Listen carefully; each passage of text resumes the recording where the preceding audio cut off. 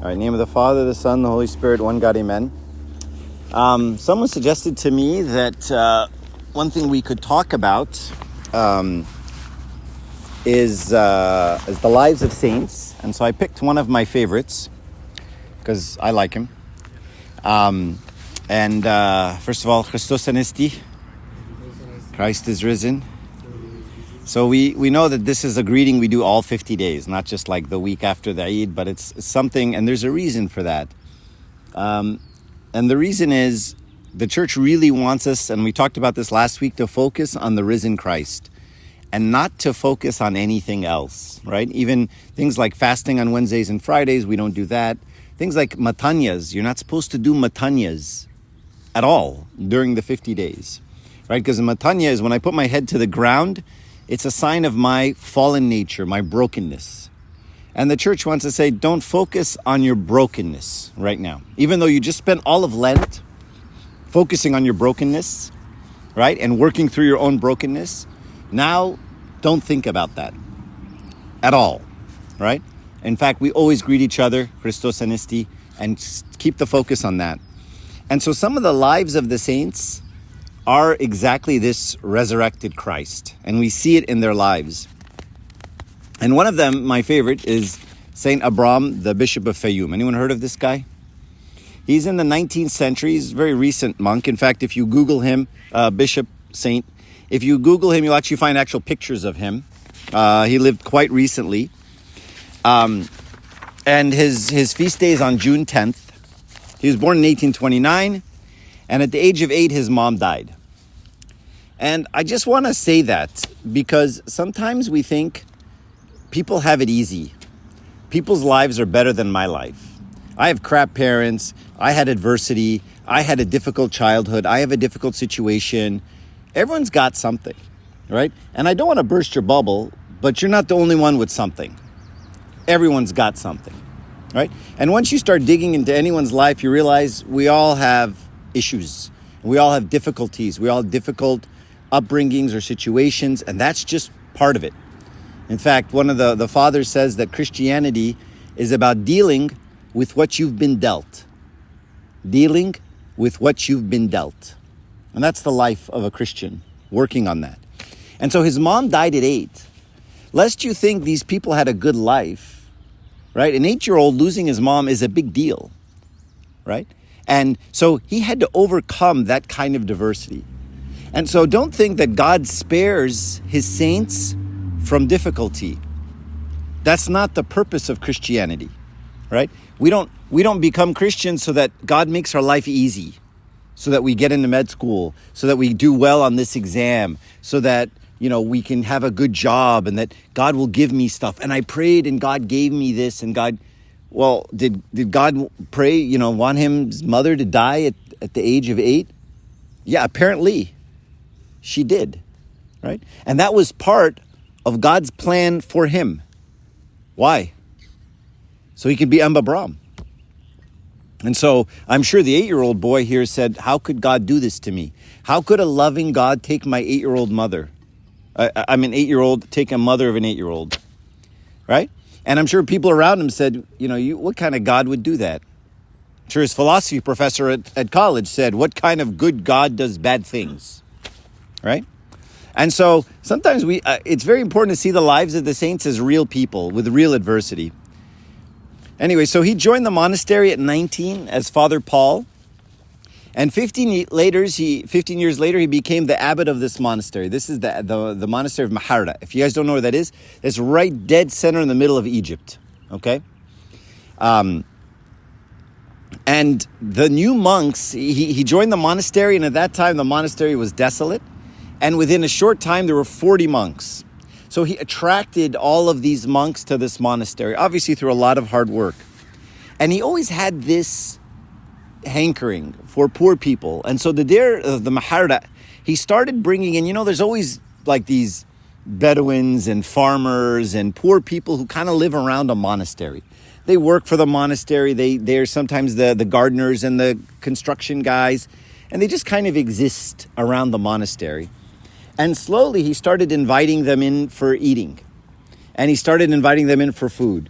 And all the workers would come by, and after their shifts, he'd probably say, why don't you guys just stay and have dinner with us? And if people were sick, he's like, the monastery here has a first aid kit and a little bit of a hospital. Why don't you just stay and we'll help you out? Next thing you know, the monastery is kind of overrun by poor people. Okay? And what do you think happened? So he attracts these 40 monks. They kind of follow him to the monastery. He starts serving the poor. What do you think the 40 monks did? They got pissed off. They're like, we barely have enough to eat, because if you've ever been to the Mahara, it's in the middle of freaking nowhere. You grow your own food. You have to pump your own water, right? You grow your own animals. Nothing grows in the sand, right? And these guys are eating all our food, and they're taking all our medicine, and they're extracting our resources. And we work pretty hard for this stuff. We can barely stay alive ourselves. So they complained. And they went to the patriarch and said, this guy is doing the wrong stuff. What's he doing? He's helping the poor. What did the patriarch do? Did he read to them Matthew 25? I was hungry and you fed me. I was thirsty and you gave me to drink. I was naked and you visited me. What did he do? He deposed him. He removed him from priesthood. He said, you are no longer the head of this monastery. You're doing a crap job. You're helping poor people. What is wrong with you? And he removed him from power as the head of the monastery. And so he deposed him. And later, this patriarch, Pope Cyril V. So, Pope Kyrillos, the one we always talk about, he's Pope Kyrillos VI. The one before him, Pope Kyrillos V, was also a bigwig and also a great guy. He knew him and he appointed him as a bishop of Fayum and Giza. So when he got deposed, he was kind of this wandering nomad bishop. He was a bishop without a place. Okay? And then he gave him the name of Abraam. And so then he became the bishop of Fayum and Giza. And he turned his bishopric, right, his residence. He said, well, this is my house, right? I'm going to turn this into a place where I invite poor people. And next thing you know, he built a hall. And in the hall, it just housed hundreds of poor people. And he started giving all those poor people the food. And he would divert all the resources he had to poor people. When someone gave him money, he had a habit. He would take whatever money and he'd put it underneath the pillow, his pillow.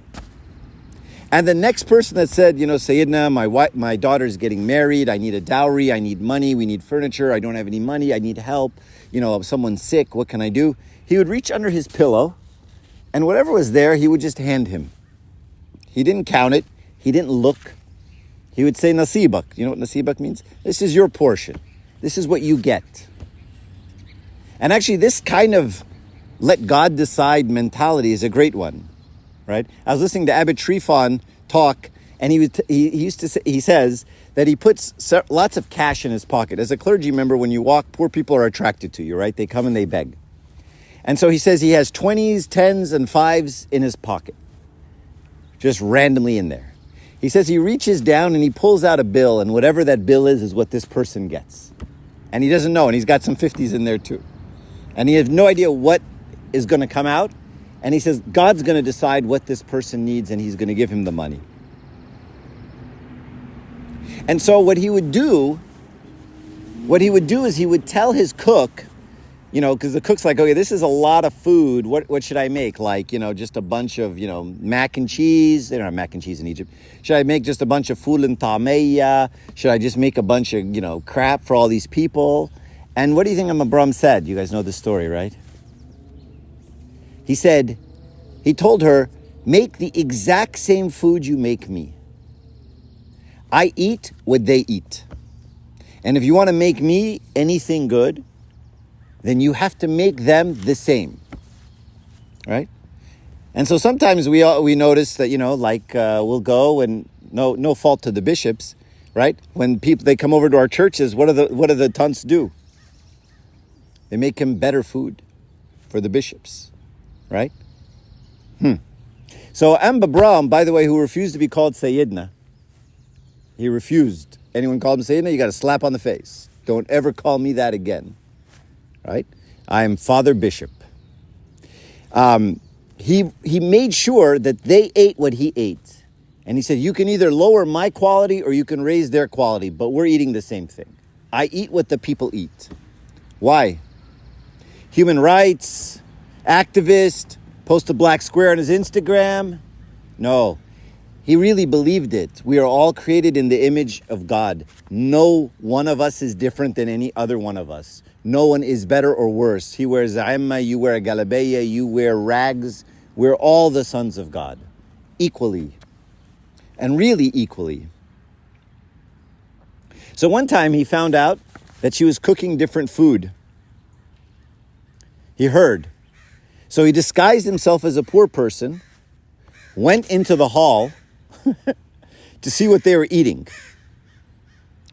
And the person, the chef was there. She was giving them really bad food. Some of it was rotten. And she was very rude. And he said, this food doesn't taste good. She says, shut up, old man, eat what you're given. So he immediately dismissed her. Why? Because he hated her? Because he was angry? She just wasn't getting it. She wasn't getting the program.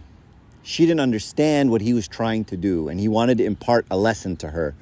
This is really important. What I've said to you 3 or 4 times, I mean this. Because this is the basis of human theology. We are all equal in the sight of God, and nobody has a different rank than anybody else. No one is better than anyone else. Even the prostitute, relative to the patriarch, no one is better than anyone else. And so he had this policy, right, of the poor people, and he just loved them. And as a matter of fact, whenever Sayyidina, the bishop, the Pope would come visit him, he'd see this place just like like hundreds of poor people. It's crowded, right? And I want you to imagine what poor people are like in the 1800s. I mean, what are poor people like now? They smell, don't they? Right? You can smell a homeless person, can't you? Their breath is bad. Their hygiene is bad. They have lice, right? You don't hug a homeless guy. You can smell him 4 feet away. Can you imagine what that hall smelled like? They didn't have showers back then, you know that, right? You had to work hard to get a bath then. Now it's easy. And so what he was doing, and we'll talk more about this in a bit, what he was doing, it was rebellious. It was different. There's a reason why the patriarch dismissed him when he found out he was helping poor people, right? Why? Because it's really cool to help poor people now, right? It's the hip thing. We go to the CTGS, we go to the different places, I help the poor, I box food, I do all the things, right? It's kind of cool, it's kind of fun, you can brag about it, you post on it on Instagram, everyone says, why you're so holy, right? It's all good. But why do I get to do that? Well, because I live in freaking America, in Orange County. I have money coming out of my ears, right? So of course I can do that. And it's kind of cool to help poor people. What was it like then? Not so much, right? It's kind of like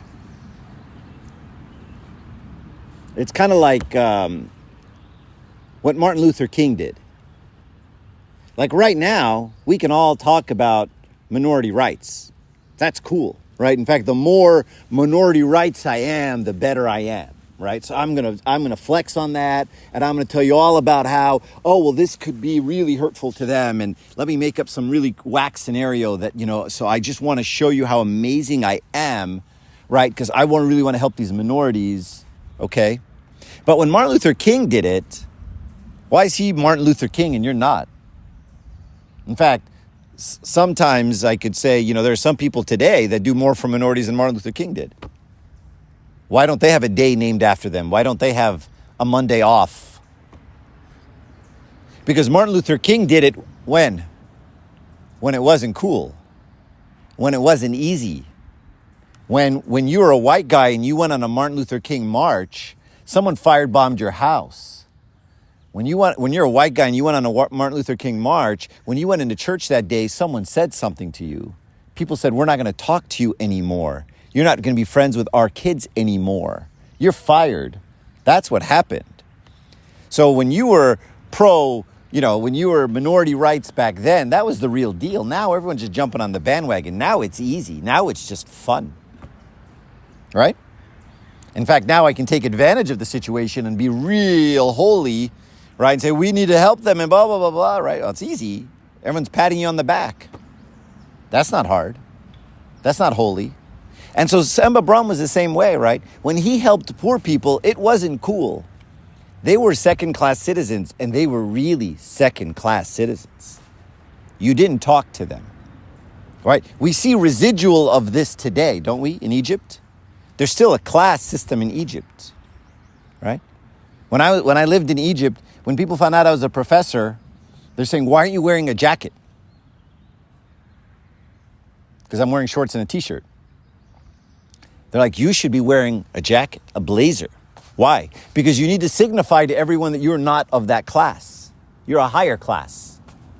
That class thing, that's still going on in Egypt, right? Even who you marry class, up, down. You guys are hearing the same thing at home. La da doctor, da mish doctor, right? All of the class things that are, in the 1800s, that was in spades, right? There was a class thing big time. There was a real class thing. So Abraam did it when it wasn't cool. That's why he's a saint. Because it was really hard. Because when he did it, his patriarch deposed him for helping poor people. When he did it, people attacked him for it. People rebelled against him. His own monks that he had tonsured himself said to him, we're not interested in being with you. That's got to hurt. And so whenever the Pope came and smelt this smelly building and saw this dilapidated hall and saw tons of homeless people, he's like, look, you need to build a real bishop residence. Like the ones the other bishops have, the fancy ones. Here's a bunch of money.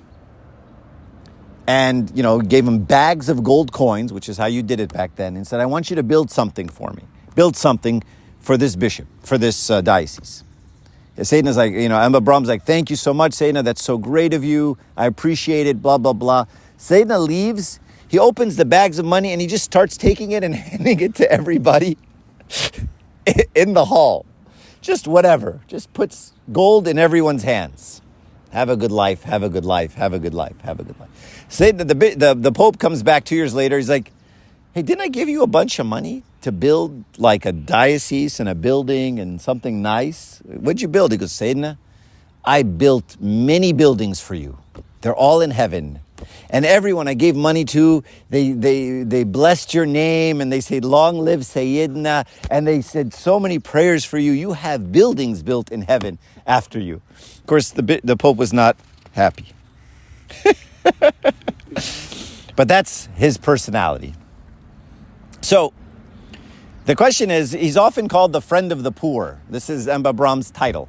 In fact, in his doxologies and the hymns, we'll say the friend of the poor. And the question is he the friend of the poor or is he the friend of Christ? So I want to read you from Matthew 25, and you all know this verse. In the name of the Father, Son, and the Holy Spirit. When the Son of Man comes in his glory and all the holy angels with him, then he will sit on the throne of his glory. And he will set the sheep on his right and the goats on the left. So this is Judgment Day.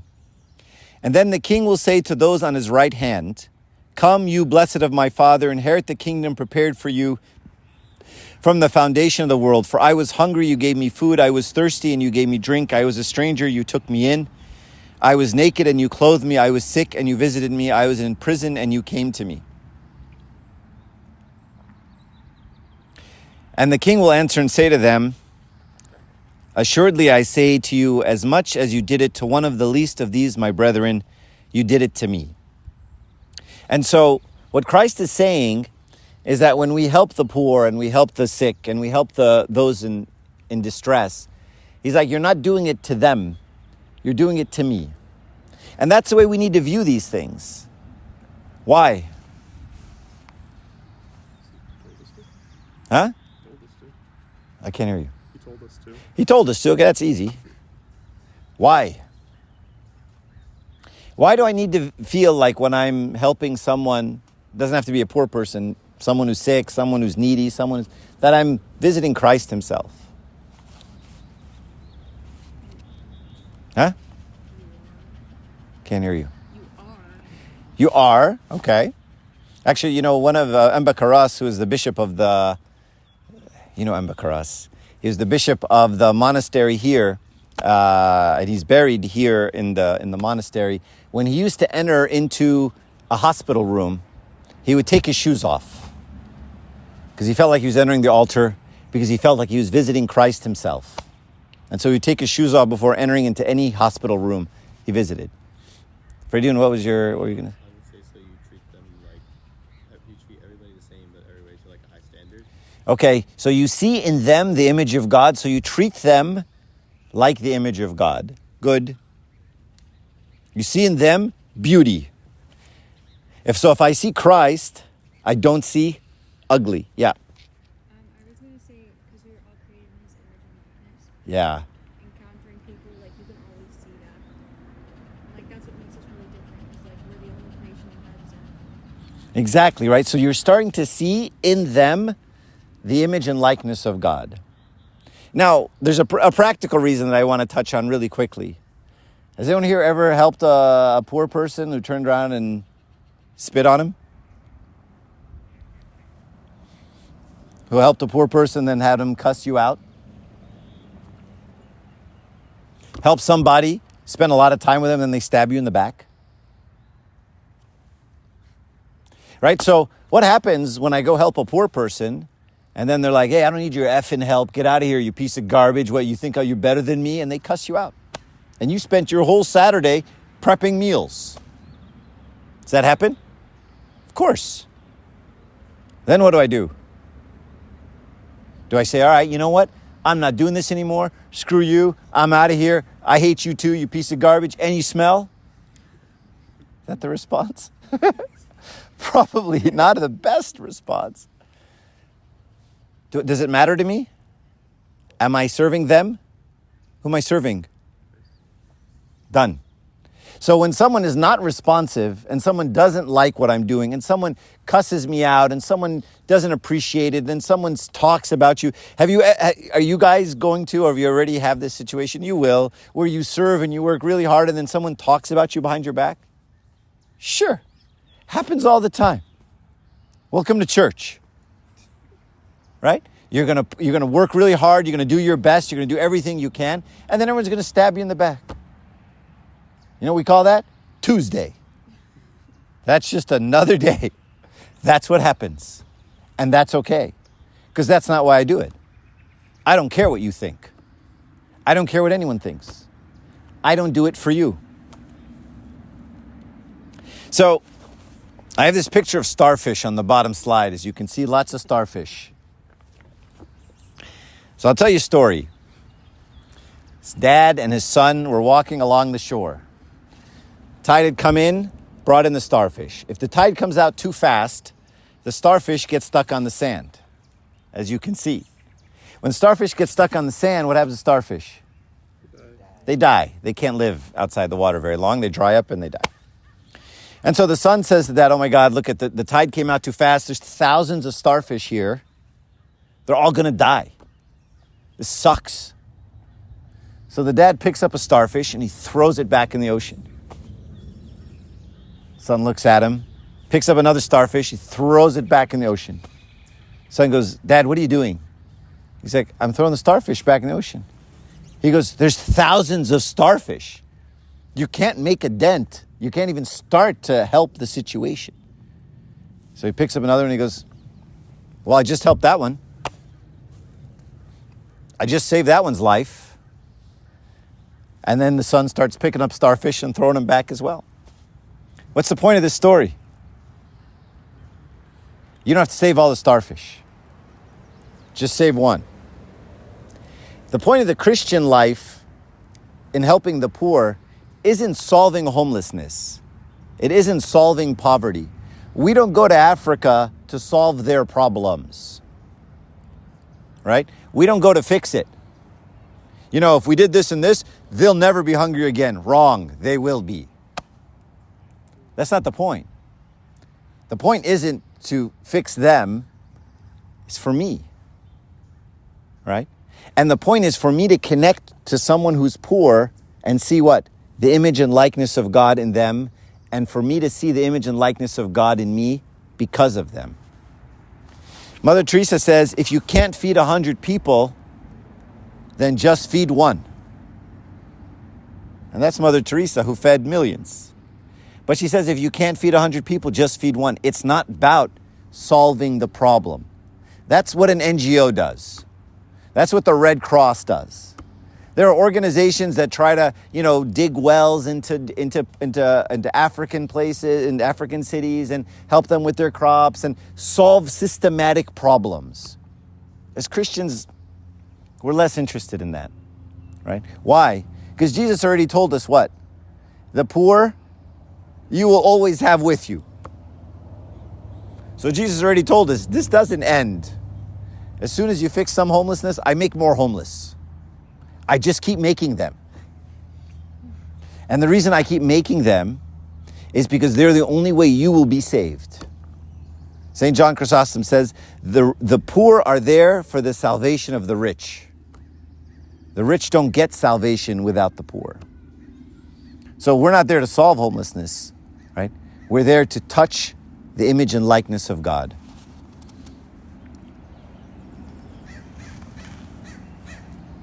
And so he showed a rebellion by loving these poor people when no one else did.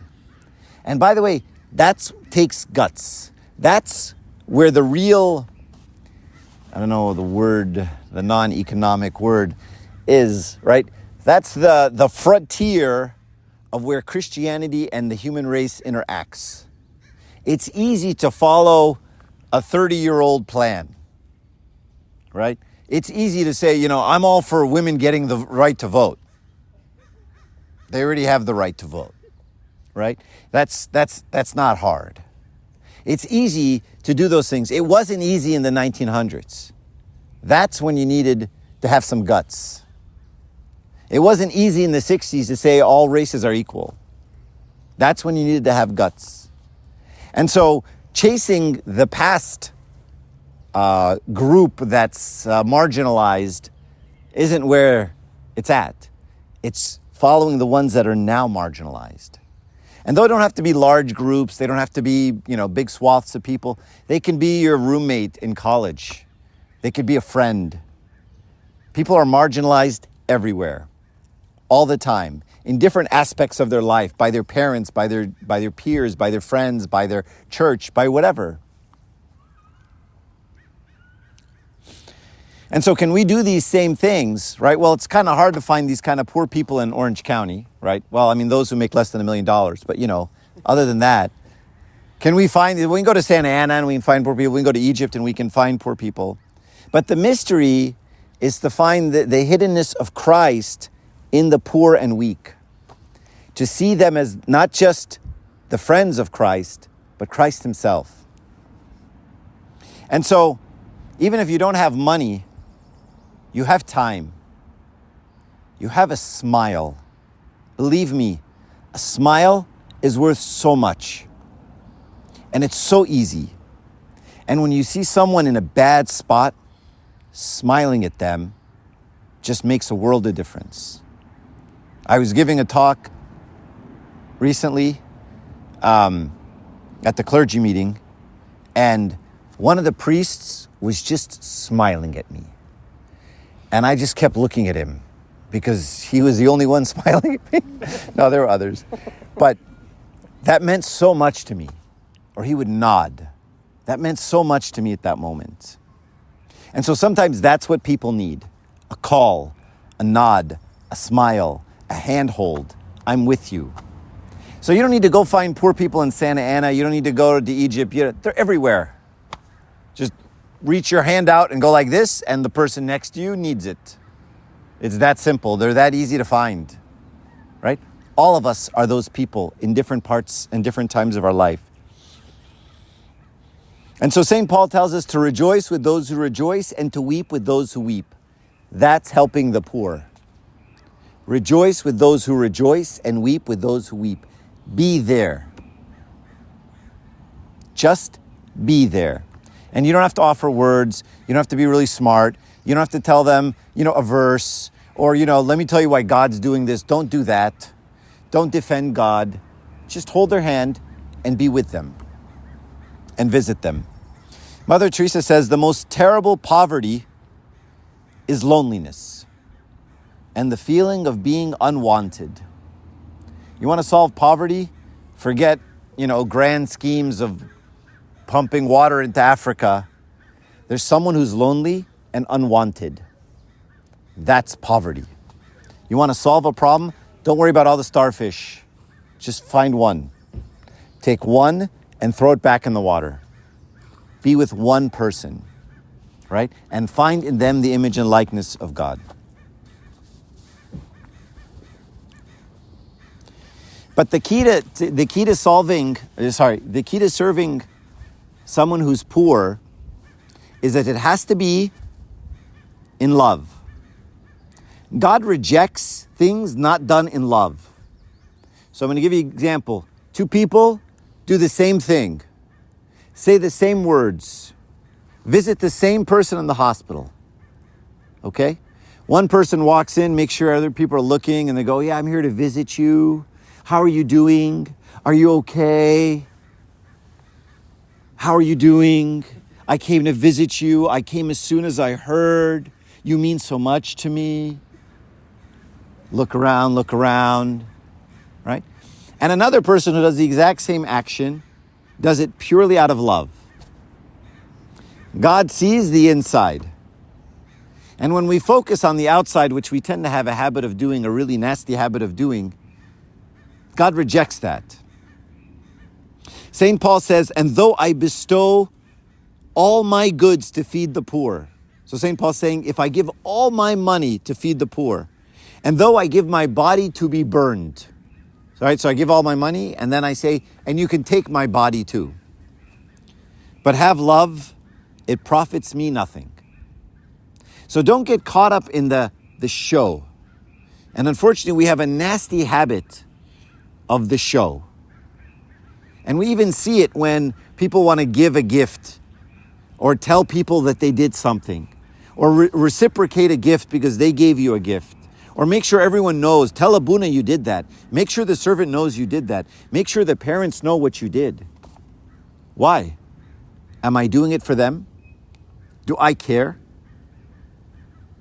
Who do I work for? You work for the Amin Khidmah? You work for the Abuna? You work for the bishop?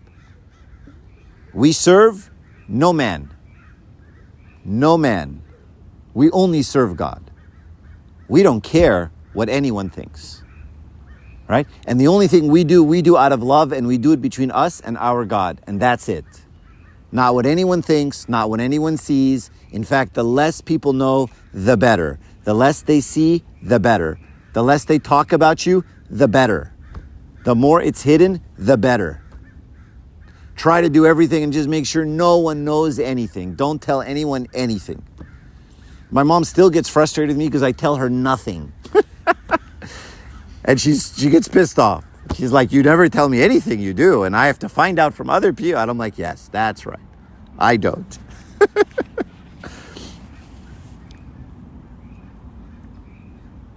So Mother Teresa, I keep quoting her. Well, let me go back to something.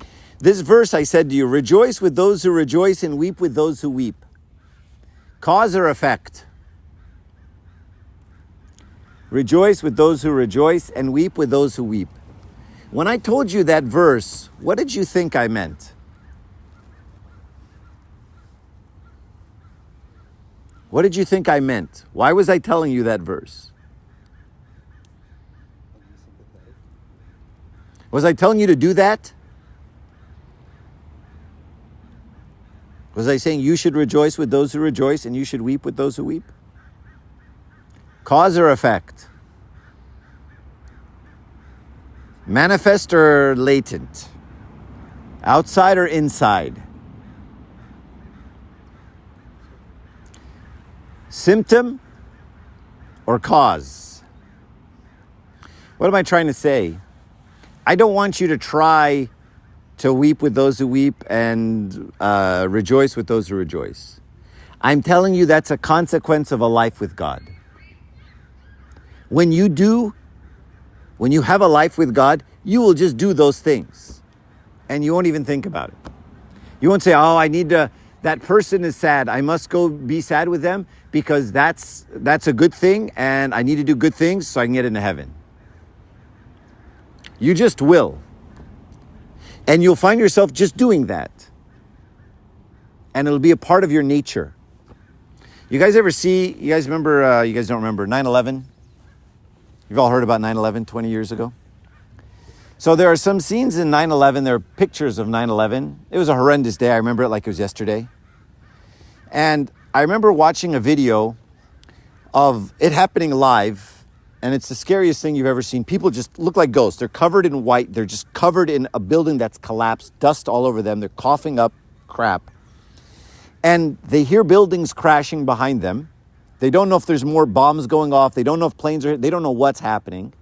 And they're running as fast as they can away from the crashing sound. Everyone can see the scene? You imagine some bomb going off right behind me, you'd all run that way, right? And you wouldn't think much of it. You'd just run, okay? And at the same time, in the same moment, as these people are just running and you see their face, they're running for their lives. There are teams of firefighters running in the other direction, running into the buildings as fast as they can. It's an amazing sight because it's contrary to fight or flight. It's contrary to human nature. The building's on fire. The building can collapse. The one next to it just did. And you're running into those buildings, and you listen to these interviews by these people that survived, and they'll tell you, and all those firefighters died. And they'll tell you those firefighters were running in those buildings as fast as they can, trying to save as many people as they can. Why? It's their nature, right? Our nature is you see danger and you run. Their nature is to run toward the danger. That's what makes them a firefighter. When we become a Christian, when someone else has a problem, most people are like, I'm glad that didn't happen to me. I'm glad I'm not dealing with that mess. Glad I don't have to deal with that crap. A Christian can't be that way, right? A Christian runs into that. It says, what can I do to help? How can I be there? It's against my nature to leave you in pain or to leave you happy and not be happy with you. So when I say rejoice with those who rejoice and weep with those who weep, is it a cause or an effect? It's an effect. It's the effect of a life with God. It's not something we chase after. It's just something that happens. Mother Teresa says, it's not how much we give, but how much love we put into giving. Say it again. It's not how much we give, but how much love we put into giving. It's not how much time we give, but how much love we put into giving. Every once in a while, I'll talk to some young person and say, I spent 11 hours at church last week, or 14 hours serving in the, bazaar or the kids' camp, whatever. And you're like, all right, how much love did you give? 0. I hated every second of it. I hate kids. Abuna made me do it. There goes 14 hours. Sucks. Should have just gone to the beach or something. Better use of time. It's about the love we put into giving. So, and this is an important concept, right? When we see somebody serving the church, right? Someone wakes up really early to make Orban, whatever. Is he good because he made Orban? Or does he make Orban because he's good? It's the latter, right? Making Orban doesn't make you a good person. It's not that I do some stuff and God says, wow, you woke up at 4 a.m. All right, two checks. You get 7 tokens. I don't know how it works. I don't know what the system is. It doesn't work like that. Rather, the person who has love does what? You need me to wake up at 3 a.m. and make hadr. You need me to run to this person's house and pick up these people to take them. No problem. You need me to make a bunch of food for mothers who just had babies and they can't make no problem. It's not like making food for mothers who just had babies makes you good. But when you're good, you make food for people who can't. And you visit people who need it. And you help the poor and you help the needy and you help the church. Does that make sense? Okay.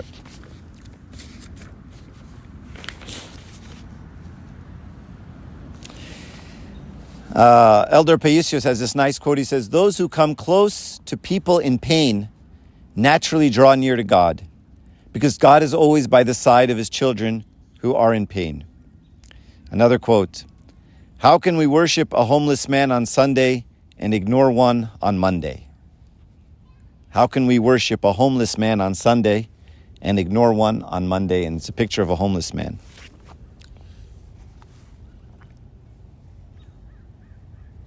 So let me wrap this up. Why does God want us to love the poor?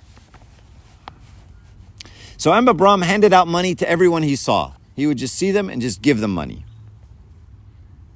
And so who else does that? Who else shares what he has, regardless of the worth and the ability of the person in front of them to pay you back? Who gives to someone who is beneath them? Who loves and cherishes someone or something that can utterly give nothing back to you? So when we give to the poor, we become the image of God, because that's what God does, right? Because if I give money to somebody if I help out somebody, whatever, I go and I help, Abuna's daughter, right? Or the bishop's brother, right? Or the mayor's cousin, okay? What am I doing? Is that really out of love? I mean, I got a text from Abuna in New Jersey just yesterday, and he wanted me to help someone out who's moving. Of course, Hader Abuna, anytime. Is there any love there? No, it's Abuna. Of course I want to do it. What if he's a governor? Am I really getting much out of that? Of course, it's a governor. But when I help someone who can't give me anything back, maybe they may even cuss me out, and they can't repay me, they can do nothing for me, and they're so beneath me, they're not above me, I'm not helping someone who's level with me, someone beneath my level. Who am I? I'm God. I'm Christ. I'm the image and likeness of my Father. Because that's what he does with us. And so when we give and serve and love people that are beneath us, then we become the image of Christ. I've read this poem to you guys before, but you probably don't remember it. Saint Ephraim the Syrian has a poem, he was a poet, on Jesus washing the feet of the disciples. And I love this poem. He says, "He put a girdle around his waist to serve his beloved ones, and like a slave, he knelt." He's talking about Christ. Like a slave, because the person who washed the feet was a crap job, right? You can imagine that's a crap job.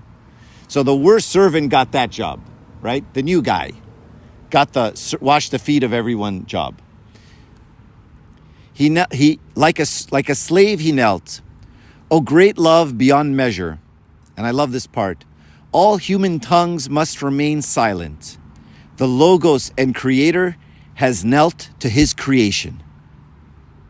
The Creator knelt to his creation. It's mind-boggling. And I want you to juxtapose that with what I see sometimes at work, at church, at home. Power kneeling to non-power. I mean, what if Emba Serapion came right now and he did a matanya to me? You'd be like, oh my God, how could Emba Serapion kneel to the Archie? It's impossible. He's a bishop and Archie's a monkey. And you'd say he's so humble. What a humble man that a bishop, a metropolitan, would kneel to a monkey. And then you think, did Christ kneel to his creation? Because Mbasapun and me, we're both just guys, aren't we? We're both humans. We're both men. We're both people. But Christ is the creator, and he kneels to his creation. You want to talk about humility? I remember a few years back, Pope Francis, on Maundy Thursday, went and he visited poor people and he washed their feet. The Pope. And he washed the feet of these poor people. Anyone ever see this video? There are people who just face was streaming with tears. And I get that. If the Pope Francis, washed my feet and I was a homeless man, I would be streaming in tears as well. And we say, he's so humble. Is he? Yeah, he's pretty humble. But they're both just guys, aren't they? Pope Francis and the poor man. They're both the same. And so when you see the humility of Christ, you're like, holy moly, this is something else. Who can imagine such love? Who can speak of this revelation? The Lord of all came to wash our dirt. And so when we serve those beneath us, we become like Christ. And that's why Christ wants us to do it.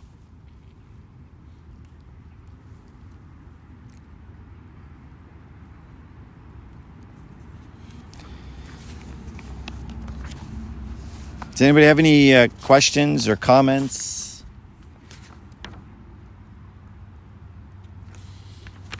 Thoughts? So let me ask you a question. Let's summarize the talk. So is it that when I serve the poor, I serve Christ himself? Or that when I serve the poor, I become like Christ? Both. So when I serve the poor, I serve Christ. And when I serve the poor, I become Christ. Both things happen. And so now the cycle, like you said earlier, the image and likeness of God. I serve the image and likeness of God. And when I serve the image and likeness of God, I become the image and likeness of God. And this is why Christ emphasizes so much. And this is why Abraam is the saint that I love so much. Does anybody else have any questions? Comments? Thoughts? Criticisms? Complaints? Just quiet. Stunned. Okay. Glory be to God forever. Amen. Sorry, I'm going to read you a poem. This is one of my favorite poems. And I want you to think about people as I read this poem. People are often unreasonable and self-centered. Forgive them anyway. If you are kind, people may accuse you of ulterior motives. Be kind anyway. If you are successful, you will win some false friends and some true enemies. Succeed anyway. If you are honest, people may cheat you. Be honest anyway. What you spend years building, someone could destroy overnight. Build anyway. If you find serenity and happiness, they may be jealous. Be happy anyway. The good you do today, people will often forget tomorrow. The good you do today, people will often forget tomorrow. Do good anyway. Give the world your best. Give the world the best you have, and it may never be enough. Give your best anyway. You see, in the final analysis, it is between you and your God. It was never between you and them anyway. I love that poem. All right, that's all. Now I'll stop.